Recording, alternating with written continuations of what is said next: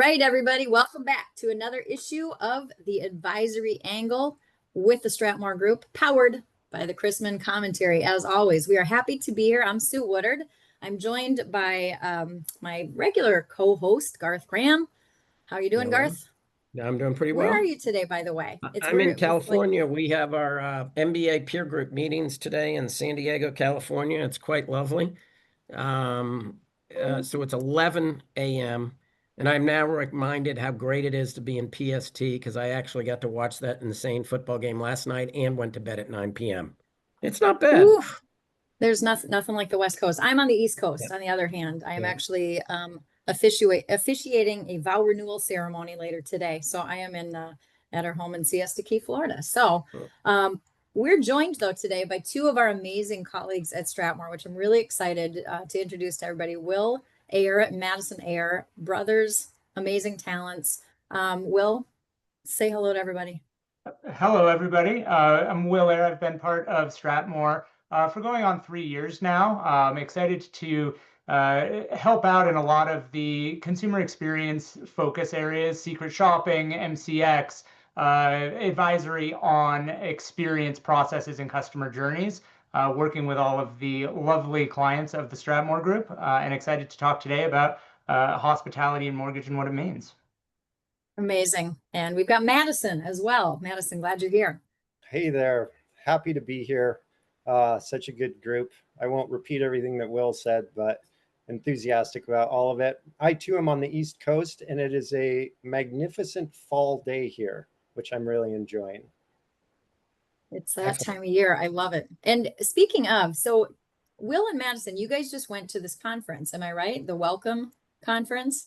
Okay, so I want you to talk a little bit about this, and Garth is going to tee up why we're talking about this. Why are we talking about the hospitality industry as it relates to mortgage? But as many of our listeners know and our followers at STRATMOR, we do a lot of work around secret shopping, right? And we work with a lot of clients, go in depth, and we find customer journeys that are maybe something short of what people would like them to be or what they believe them to be. And there are so many amazing lessons that can be drawn about that customer journey and that experience and driving more loyalty, more repeat business, more referral business by applying these principles of hospitality. So Garth, in fact, a lot of this, including the Welcome Conference, is based on an amazing author and book that Will and Madison happen to be friends with. So there we go. See, I took off my fancy ass background so I could at least show you the book. But yeah, so the connection here, by the way, is a personal connection between Madison and this author, Will Guidara. And if you've not read the book, you ought to read the book. It's a New York Times bestseller in the business area. You can also pick it up in many airports because as I travel around, I keep looking up and there's the book again. By the way, it was nice enough for me to be able to get an autographed version of this. And what was even better to show it was all about hospitality is my autographed version has red wine spilled on it. So I'd like to thank Will in advance for my red wine spilled. So authentic. I'll go back to my regular background. So Madison, why don't you at least make the connection on how we know Will, and then I'll make the connection on what the hell does this have to do with the mortgage industry? Absolutely. I have known Will Guidara for decades. So we've had a long relationship and working relationship. And we have in other industries, we have now partnered on bringing hospitality into sectors where hospitality is not normally recognized. And as we like to say, if your customers are human, then you are in the hospitality business. It's not just for restaurants or hotels. And so one of Will Guidara's flagship events is the Welcome Conference, which he originally founded with a couple of other hospitality legends more than a decade ago. And it was initially started as a front of the house gathering for restaurants.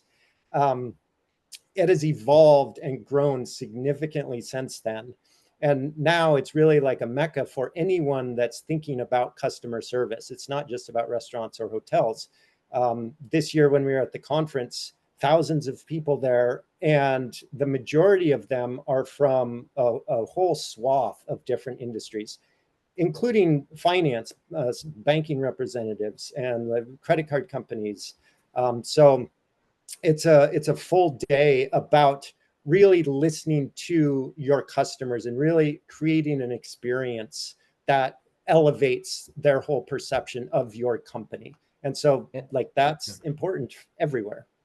And I think a big part in it, in fact, if you look around, I'm not going to, the darn blur thing, can't read it, but it's the remarkable power of giving people more than they expect. I think in our industry, and I always have this thing of saying, hey, we make them sick and make them well. I'm going to do the make them sick part here for a minute, and then Will ask you to sort of weigh in on the make them well part. But the make them sick part in our industry, and I've been in the industry 35 years, started as a loan officer. So it's not easy for me to say we still have a process that is not really as human and high quality and delivering the level of hospitality portrayed in this book. And that's pretty consistent. And we keep talking about secret shopper. Secret shopper, what we do is we pretend to be consumers and actually engage with our clients, customers. We've done dozens and dozens of these secret shopper type engagements where we go in and we pretend. And what we consistently see is that it is very inconsistent. And this is in retail and consumer direct. We consistently see lost opportunities related to engaging consumers on a really visceral and human level. And that's a big part of what this is really trying to address is how did we, make it a more human connection. Here's why I think this is so important. The Rocket, Mr. Cooper, Redfin deal means you have one big beastly company that has, some of the statistics, 1 out of 6 consumers in the United States of America have some relationship with one of those 3, and it's all under one brand now. As of, yesterday, Mr. Cooper, that deal closed. You have Compass now, has, Compass, Coldwell Banker, ERA, all these companies are now combined, and they have, a relationship at the mortgage level as well. You have Bayview, huge ass servicer, now has a huge retail player as well as all, their other existing channels in Guild. These are big companies making big moves and likely to make big investments on dramatically improving the process. It doesn't mean you have to be part of one of those big pieces, but you've got to say, how do I compete in the ecosystem that I think is dramatically changing overnight? And the challenge I will say to people is how to make it more human. And the other one I want to say is everything downstairs at the hotel right now that we're speaking at, most of the morning, although not on the agenda, was discussions around AI and automation. 2 weeks ago is with the large banks, significant conversation, AI and automation. So everybody's trying to automate, rip out costs, become significantly more productive. My challenge to people is how do you then use the most valuable interactions you have, the human ones, to the maximum advantage? That to me is what this book is about. I'm not in the restaurant business, but it resonated with me. And, there's big financial institutions that are leveraging these techniques that Will is working with. And, we're encouraged about the opportunity to work with mortgage companies on exactly the same thing. So I'm going to pause. That was to me like, take this seriously. We all think we're doing a really good job. And I'll share some statistics real quick with you that would indicate maybe not so much. So Will, did you have any comment you want to make, or should I keep making people sick? No, absolutely. I'll jump in with a couple of observations that we have from a lot of the secret shopping work that we've done through Stratmor. It's not just about the little tactical things. We unearth things every day in our secret shopping that are small tactical fixes that should be made. The one that I always come back to is when we were sitting in an on-site and our Stratmor colleague, Brent McCracken, said, hey, why don't you pull up your homepage? And somebody called the main number that's on your homepage. And so one of the executives in this meeting did. It turns out instead of ringing to the mortgage company, it rang to an adult hotline. And 2 numbers had been transcribed on the website there. Those are the little transactional or tactical fixes. You need to do those. Those are table stakes. We need to get in and fix those things up. But when we're talking about what does it really mean to infuse hospitality into the process, it's more about looking at the end-to-end journey and removing friction for the consumer at every step along the way. You brought up how more and more people are shifting the conversation to AI and process automation. And my fear, much like you, is that that's going to make the process less human and less connective because you're removing all of those touch points. And there are definitely benefits to implementing that technology, but like you said, only if you then redeploy that human capital to enhance the experience and put those human connection points back in. Yeah, by the way, so here's the latest statistics. Roughly 1 in 5 consumers who get a mortgage who are not first-time home buyers get a mortgage from someone different than they got the last one through. So what that means is 80% choose to get a loan from somebody different. That means they weren't satisfied. I mean, they surely weren't wowed that made them say, I demand to go back. It was so great.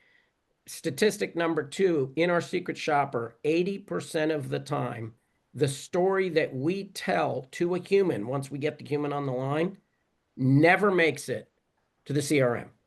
And the story is, when we do secret shopper, we say things like, I am a first-time home buyer, and I've been saving up for a down payment, and I finally have it, and I'm ready to go. So what's that story mean? That person is proud. That person is anxious. That person needs help. And that person is at a milestone of their life. If that does not make the CRM, nobody downstream knows the story. So every conversation becomes less human. 80% of the time, the story, as we call it, never makes it into a system. So how can you possibly expect the humans to know the story unless you, guess what, ask them to repeat it? That's no good. So those would be, and then the third one is, and we do customer satisfaction surveys when people get through the process. And 55% of consumers, and I've mentioned this in previous, podcasts, you can find them on YouTube, 55% of consumers have one of 7 things that will dramatically tank your NPS score, meaning I'm not likely to use you. And, those are like, asking for the same information more than once, not being contacted prior to closing, being surprised by something at the closing table, having an issue that was not quickly resolved, having to wait for answers. I mean, all these things that we in the industry sit there and say, yeah, but that's just the way it is. It's not the way it needs to be. And there's some big plays being made by some big, big stakeholders in our industry. And I just encourage all the people to take it seriously on how to make a more human process out of this. It's not even just the story that gets lost, Garth. That's a big piece of it, and you need those human connection points in the CRM so that you can refer back to them. But like you mentioned, asking to provide information again or send in documents again. We've all been through the mortgage process. How often have you said, I already sent you that document, and somebody on the other end of the phone says, yeah, but it's in a different system, or, oh, that's in my email and I can't find it. And what that says to me is that they value their time more than your time. And it's easier to ask you to repeat that than it is to go in and put the process or put the notes in the system or put the document in the system. And that adds what we call friction into the process. Friction and effort are the characteristics that most humans find most irritating in a customer journey. And so getting in and removing those it shows a huge commitment to your customers and to your journey and to really embracing a hospitality mindset in general. One thing I would add to that, if I may, having just been through the mortgage experience myself quite recently, because it is a good experience for all of us in this industry to, once you go through it, however many years, it brings a new realization to what that process is like. But to that exact point, it's interesting because the way that survey is worded based on our MCX product, where people report this frustration over being asked for the same thing multiple times. The interesting thing about that is in some cases, it's probably a bank statement that they have to ask for another one, but they're not doing a good job of explaining, no, this one is now too old. And so this is why I need this one. And I'm sorry, I know that this is frustrating. Or isn't there a better way to do it? There's a lot of technology available these days to solve it. But if the customer's perception is, gosh darn it, you're creating friction for me, you're saying I have to do something again that I perceive I've already done. So that's where, again, that absolutely creates a level of friction. And again, it crushes that repeat and return business, let alone any referral business. So lots of friction in the mortgage process. There's a comment real quick in the chat. And I want to remind everybody, by the way, please, please, please use the chat. You can use the Q&A as well, but we want this to be interactive. We've got another half hour together. Bill made the comment to the document topic. We find on most occasions the clients didn't provide the document that was requested in the first place, right? That's common as well. They perceive the Yes. consumer, which is what's important, that they provided this information. Now, and here's, I'm going to jump into this one because some of this is around nomenclature. We use terms in our industry that should be outlawed and never used. Is a processor a good thing? Does that sound like a good thing? Is that an advocate? Is that a helper? Is that an assistant? What does processing mean? Who wants to be processed? Underwriter sounds like undertaker. Now, they're accurate terms for us, but immediately consumers are like, I'm getting processed. I'm getting reviewed. We use terms all the time. I need an explanation for a large deposit on your bank account. It is true, the investor is requiring it, but just for the sake of argument, pretend you had a conversation with a human and it went like this. Hi, I have your bank statements. I really appreciate you uploading them. I know we asked for a lot of information. I know your time is valuable, but I appreciate the fact you're engaged and I'm super excited about helping you with this.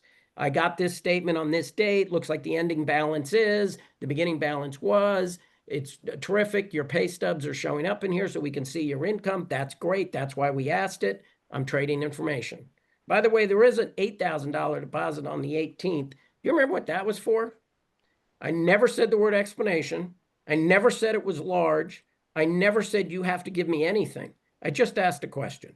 And I traded 4 pieces of information before I asked the first question. And then they give you the explanation. Boom, you have it.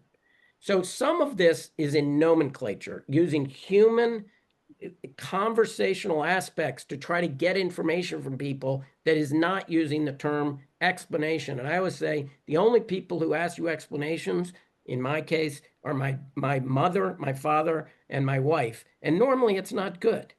Like, I'm pretty sure my wife did not say, I'd like you to explain to me how much fun you had last night. Nah, it's probably going to be like, can you explain to me why you needed to go out after the Michigan football game last weekend? Oh, sorry, I'm getting off on a personal tangent. The point is, explanations are not good. And we shouldn't use that term. We should like tighten it up and think about it in human terms. I want to turn over to back to, go ahead, Madison. Yeah, I was going to just expand on that a little bit more. And Garth, you've been saying it a lot, is how like make the process more human. And you mentioned a couple of emotions earlier, like for the first time home buyer, like they have pride there, they have some excitement, they have some anxiety. And at its heart, and one of the things over and over that we heard in different ways at the Welcome Conference, for example, was one of the things that hospitality is all about is about engaging people on an emotional basis. And I don't mean hugs and kumbaya kind of stuff. I mean, in the mortgage process, there are negative emotions that are sort of standard defaults that occur in the mortgage process. And then there are positive emotions. So the negative emotions are impatience, anxiety, confusion, pressure, worry, feeling overwhelmed, feeling intimidated, even feeling embarrassed. And those are the defaults. And when you're thinking about hospitality in the mortgage process, what you want to do is mitigate those negative emotions that are going to naturally occur unless you get in front of them. And you want to replace those with the positive emotions, and you really want to elevate those positive emotions. So what are positive emotions in the mortgage process? You mentioned a couple of them: feeling proud, feeling excited. It can be feeling clear about the process. It could be feeling confident in the process, relief, trust, just having gratitude that it's going to happen. So when thinking about hospitality, it's really about what are the emotions. We're all humans. We're all emotional beings. We're not logical robots. So engage those emotions and think about them. That's how you start making the process more human. So let's talk. Yeah, go ahead, Garth. I was going to say, so Will, one of the things I want to do, make sure we cover, because I just think in the book, this was this is what really ultimately sort of hit me, is they described how do you make the process forgettable and then make it unforgettable. And I think we have so many examples of not making it forgettable. That's what shows up in our MCX thing. So I want to give one example because it's so simple. And by the way, the reason Will Guidara became so famous is he ended up having the #1 ranked restaurant in the world, not in the United States, 11 Madison Park in New York. And that's what the principles that got him to #1. The reason I bring this up is one of them is so crazy simple, and I read this chapter, was they changed when you walk into the restaurant and got rid of the podium. Why create separation between you and them? The second thing is they knew if you walk into the restaurant, you're probably one of a few people who were due at that time, and they would look you up ahead of time to see if they could see your picture. They would try to get to know you, what you might look like. So they'd come up and say, Mr. and Mrs. Graham? And you'd say, yeah, and say, I'm so glad you're here. They meet you at the front door. Now, that is a tiny bit of anxiety. Get in, wait, tell them who you are. Is my table ready? Is gone. So it's not a huge thing. You're not going to say, I went to a restaurant where they met me at the front door, but you just removed one little, part that is bad. And the second thing is the host, the same one who met you, walked you to your table. The water boy watches you. The host seats you, says, what type of water would you like? I'll just take regular. He has a hand signal behind his back. The water person walks up and pours you their water. So within 90 seconds, you're in, greeted, seated, water. Now, no one's going to say, I went to a great restaurant and I got water so fast, I'm going to go back. I mean, we're not in the Sahara Desert, for God's sakes. But you removed things that are anxiety. I'm sitting around, I'm waiting. The first thing hadn't happened. Now, just think on the mortgage business, all the things we do at that top of funnel, those first steps. Some cases, it's like, we don't have it all in the CRM, so we ask the same questions. Or we say, what is your name? We get the name. You might have gotten a realtor referral ahead of time. You didn't look the person up online, but you probably could have. If you had, you might have known they were already married. You might have known where they already lived. You'd have found their LinkedIn page where they already work. I mean, think about all the things you can do before you have that first contact or immediately afterwards. And suddenly those little bits of anxiety or whatever go away. Oh, I get so excited talking about this. I know, I love it. Well, I did put a very messy link, by the way, to the book up in the chat if anybody wants to find it. But it's a very popular book, very good read. I want to shift a little bit and start talking about some of the solutions for the mortgage industry. Exactly. So you've touched on a few of them, Garth. You talked about even thinking about some of the nomenclature that we use. Madison, I love that you brought up emotions, because a purchase transaction equals emotions. They're worried about their family and they're moving their stuff. And will my dog like it? Is it, what's going to happen to the, there's so many things that are going through their minds. Will, can you start us off and start, sharing with us what are some other things that we can see that apply these topics of hospitality directly to what folks on the call can apply right into their mortgage business? Yeah, absolutely. One of the first things that we recommend that everybody do, it's right in line with what Garth was talking about, is finding those friction points and eliminating them. And a lot of them are hard to find because they're so second nature that you don't know they're there. Or if you do know that they're there, you say, well, that's the way that it's always been done, and we can't do anything about that. So quick example from the restaurant, I think also in the book, to identify all of the possible friction points that were lurking in the 11 Madison Park experience. The team took a big roll of butcher paper out of the kitchen and they just started writing down from the moment that person walks in the door until the moment they walk out the door. What are all of the places where we interact with them? When are we filling water? When are we crumbing the table? When are we taking orders? When are we dropping off the bill? And then one by one, they went through every one of them and said, is this a necessary interaction point or is it causing undue friction? And if it's not necessary, or if it is causing friction, can we eliminate it? Can we enhance it? Can we make it more enjoyable? Can we make it more meaningful? Can we make it more magical?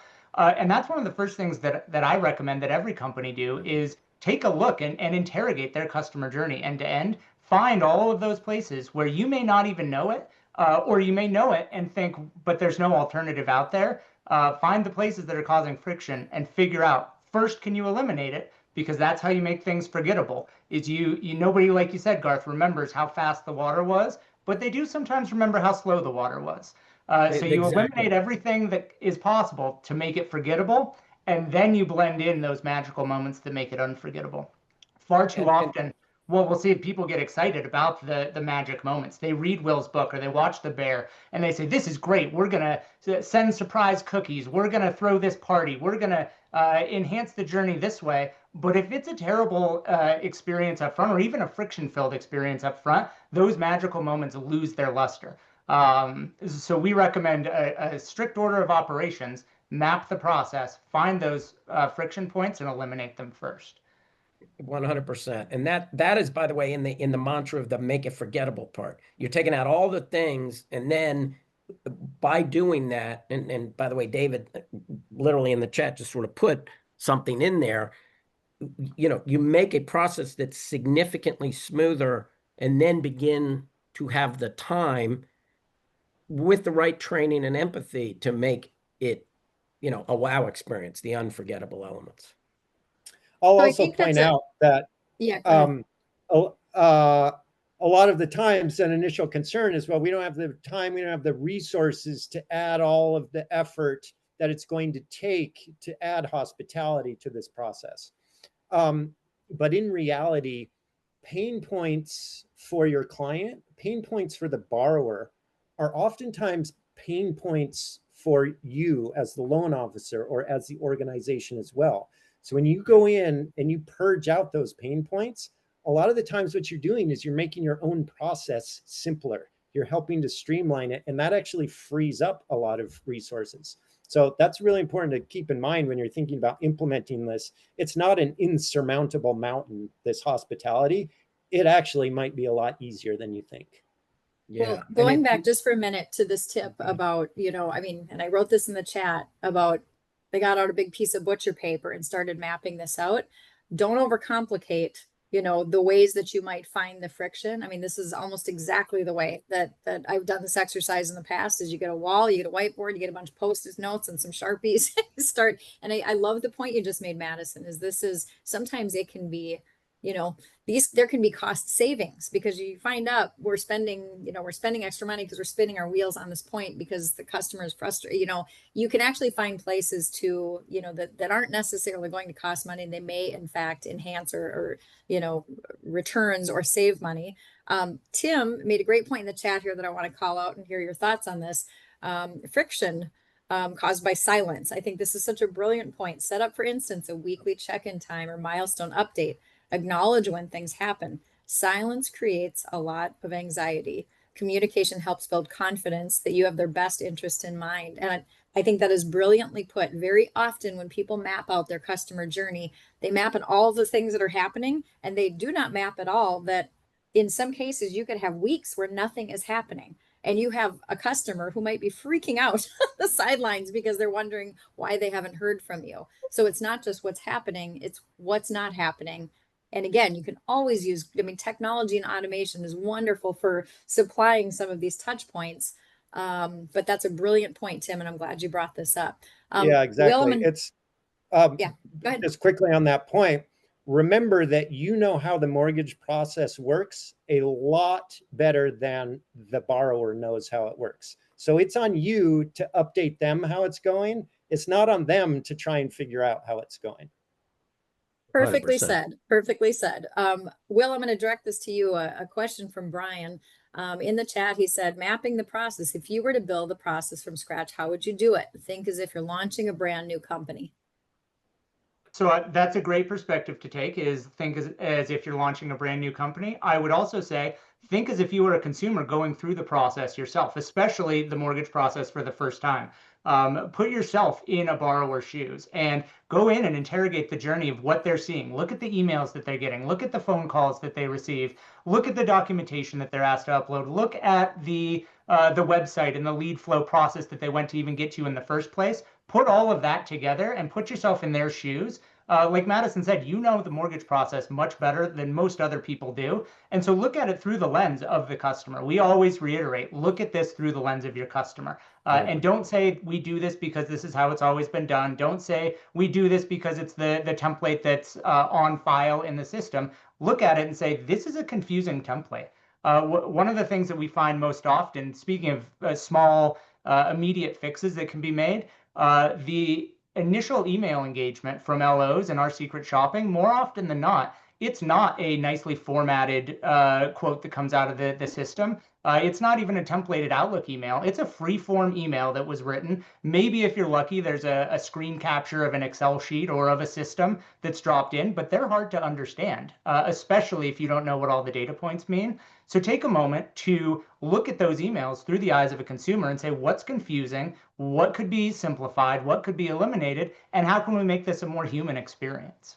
And by the way, this is where if you embrace the possibilities of AI, that is where it can help. You could type it in your own words and then have the AI clean it up. It'll add an image. It'll take a one-page. We have one that we did at our workshop last May, where we took the loan estimate form that comes out of the LOS and has all those numbers, and it took 30 seconds to convert it into a beautiful 3-page description of what those fees actually were.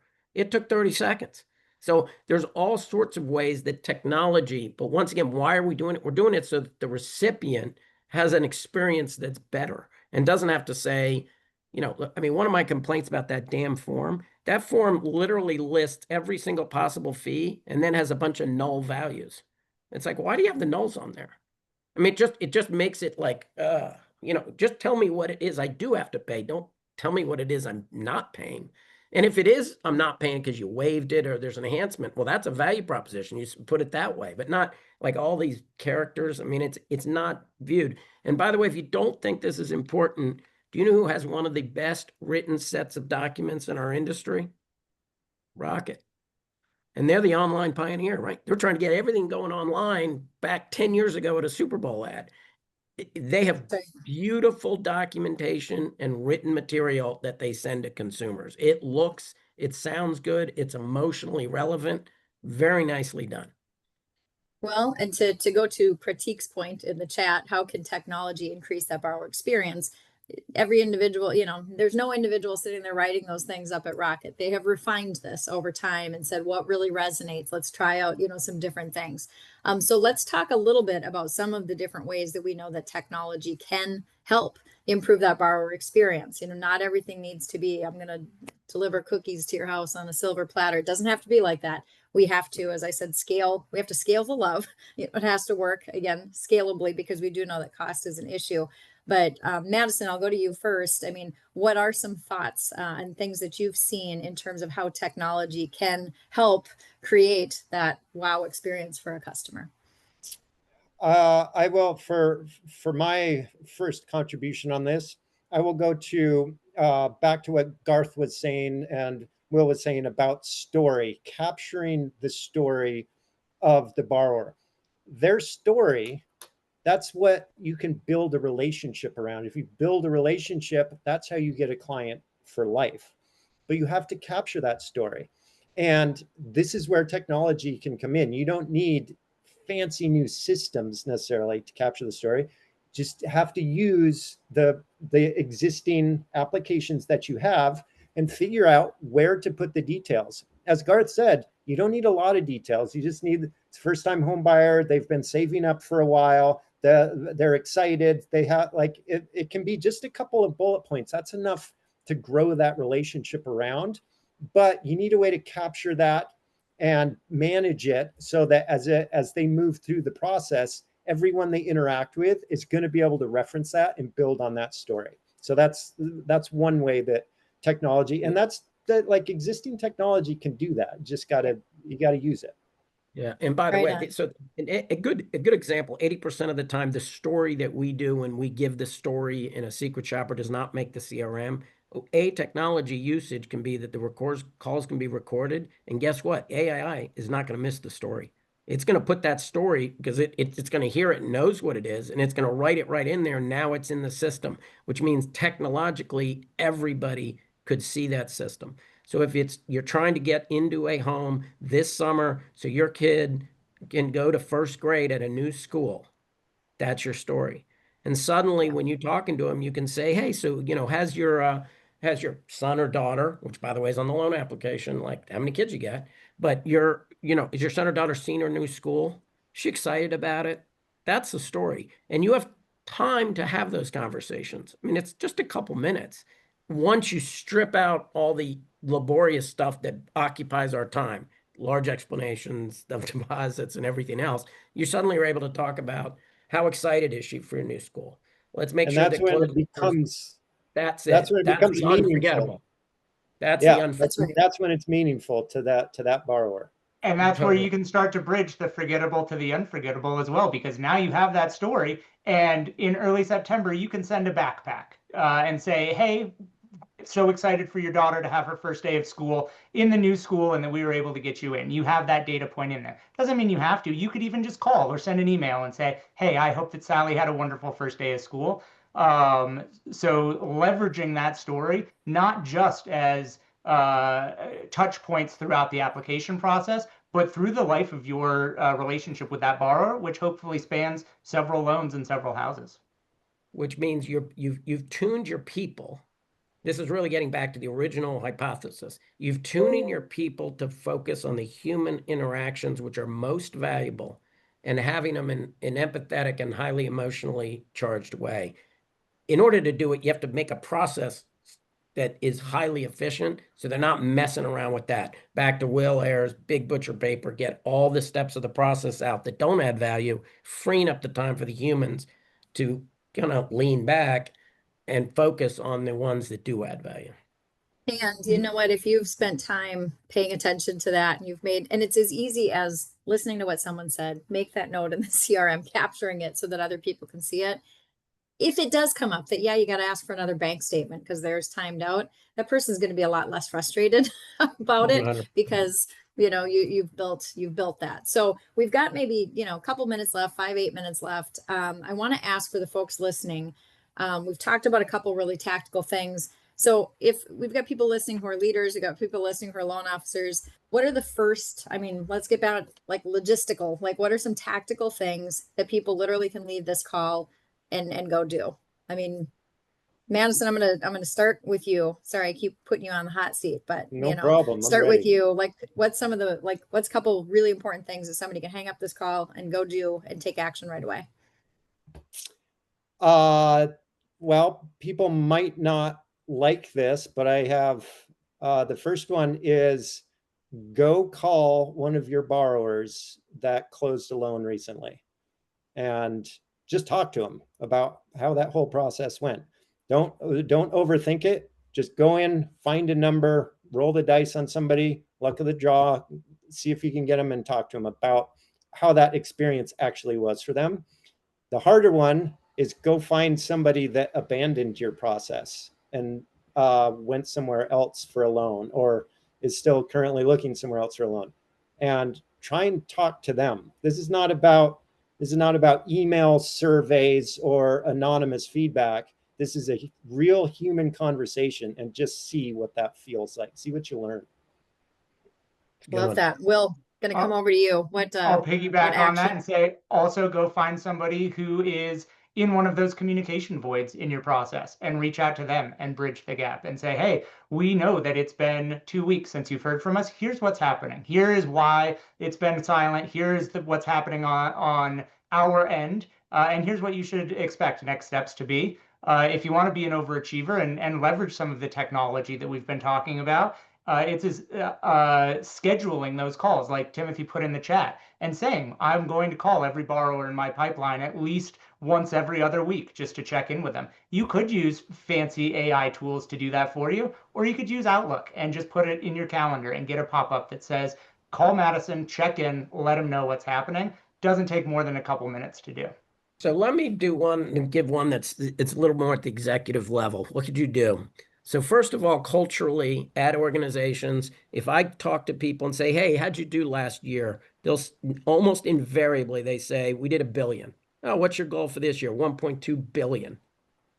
Okay, nobody, hardly anybody, not nobody, hardly anybody says, we helped 4,000 people get a mortgage. And this year we'd like to help 4,400. Now that's, each of them is a number, but what does the number say about what it is that's important? The B, get the money B out of your culture.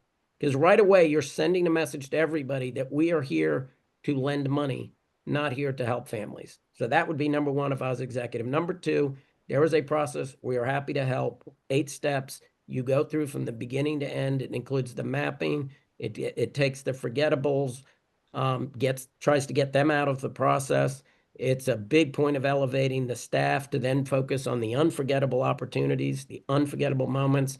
It's about 8-step process. It doesn't take a year. You know, it takes a few months. The cultural change will take a while.